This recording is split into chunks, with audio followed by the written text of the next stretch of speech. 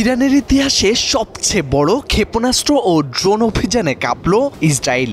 এই ভয়াবহ হামলার ঠিক আগ মুহূর্তেই ইসরায়েলের প্রধানমন্ত্রী বেনিয়ামিন নেতানিয়াহু একরকম পালানোর মতোই সোজা ঢুকে পড়লেন একটি ভূগর্ভস্থ বাংকারে। তার সঙ্গে ছিলেন প্রতিরক্ষা মন্ত্রী ইসরায়েল কাটজ।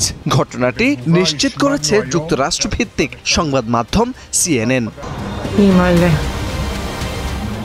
সূত্র বলছে, ইরানের পাল্টা প্রতিরোধমূলক হামলা শুরু হতেই আতঙ্কে জরুরি বাংকারে আশ্রয় নেন নেতানিয়াহু ও তার শীর্ষ নিরাপত্তা টিম। তারা সেখানে বসে জরুরি অবস্থা মূল্যায়ন ও পরবর্তী করণীয় ঠিক করতে শুরু করেন। কিন্তু প্রশ্ন উঠেছে, ইসরায়েলের সাধারণ নাগরিকদের যখন নিরাপদ আশ্রয়ের নির্দেশ দেওয়া হচ্ছিল, তখন নেতানিয়াহু নিজেই নিজের নিরাপত্তা নিশ্চিত করে যেন হাঁফ ছেড়ে বাঁচলেন।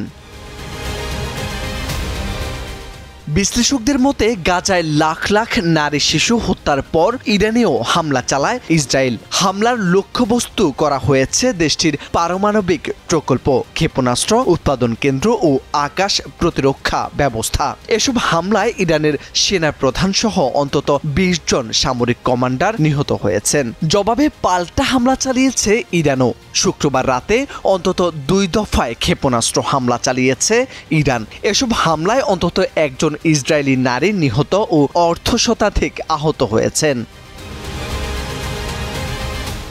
ইরানের এই জবাব ছিল সময়ের ব্যাপার মাত্র, আর সেই জবাব এলো এতটাই শক্তিশালীভাবে যে ইসরায়েলের সামরিক গর্ব আয়রন ডোম পর্যন্ত চুপসে যেতে বসেছে।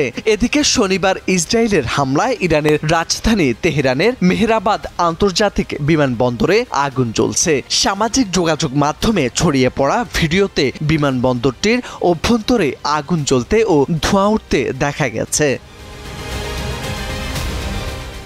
ইসরায়েলি সেনাবাহিনী জানিয়েছে, তারা হামলা প্রতিহত করার চেষ্টা চালিয়ে যাচ্ছে। কিন্তু বাস্তব চিত্র হলো, তেল আবিব থেকে হাইফা একের পর এক শহরে ক্ষেপণাস্ত্রের শব্দে আকাশ যেন বিদীর্ণ হচ্ছে। সাধারণ মানুষ আতঙ্কে, আর নেতানিয়াহু নিরাপদ বাংকারে ঢুকতে বাধ্য হচ্ছে।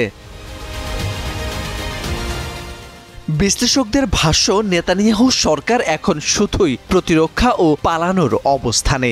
আক্রমণের নেতৃত্বে নয়, আত্মরক্ষায় যেন একমাত্র লক্ষ্য তার। আর মধ্যপ্রাচ্যে এক নতুন ভারসাম্য গড়ে তুলতে দৃঢ় প্রতিশ্রুত ইরান।